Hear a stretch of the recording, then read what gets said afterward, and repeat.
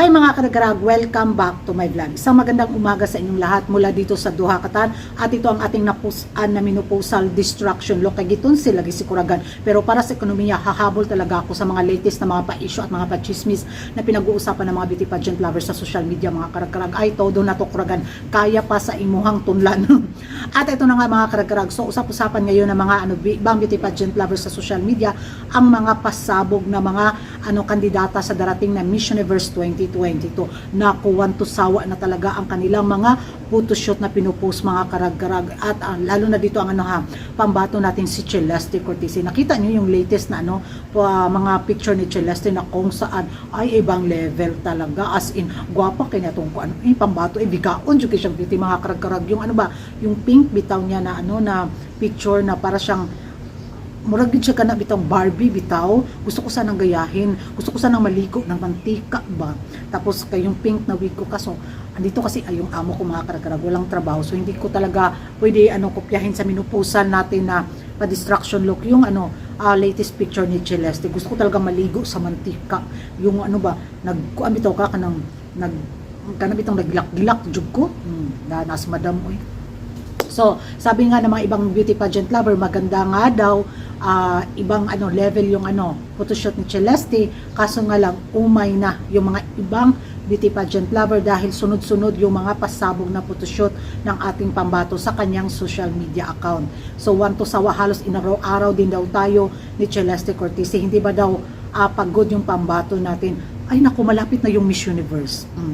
Todo pasikat na ang mga kandidata ngayon mga karagkarag. Kung si Celeste Cortese, panay yung mga photoshoot niya na pinupost sa social media, at least in fairness naman, gwapa jud kaya itong pambato.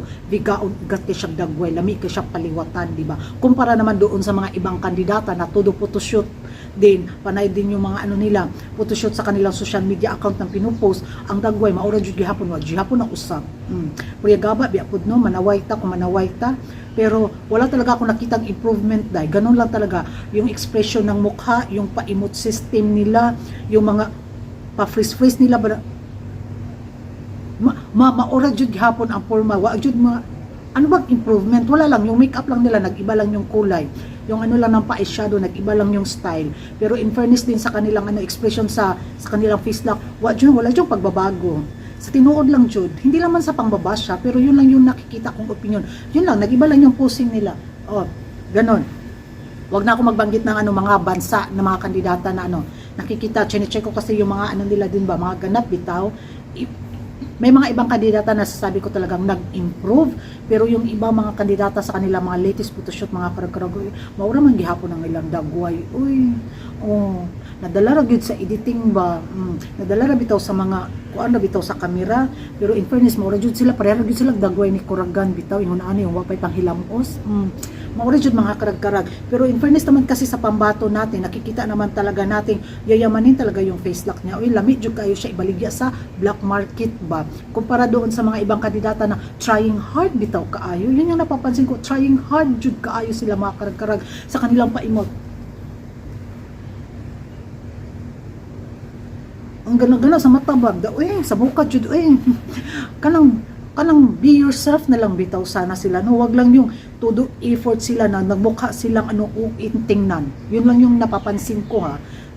Check niyo na lang yung mga kandidata sa sa kanilang IG account, kung yung mga ganap nila at masasabi niyo, ay kuragan, para may punto ka dito. Pero in fairness naman kasi sa pambato natin, okay naman. Yun lang yung masasabi ko mga karag-karag. At yan ang mga karag-karag, yung masasabi ninyo na my factor daw ang naging ganap ni Celeste Cortese sa kanya mga pasabog sa social media, at yung masasabi niyo doon sa mga kandidatang trying hard din sa kanila mga photoshoot para sa kanilang journey sa Miss Universe 2022. Mag-ingay tayo sa comment section mga karag-karag, at kung bago ka pa lang sa channel ko at kumahilig ka sa good vibes na reaction videos sa beauty pageant, don't forget to like and subscribe my channel Karagan-Karag, ang babaeng lagi na karag-karag. And see you in my next vlog. Manudlay na ko sa kong buhok diha na mo, bye.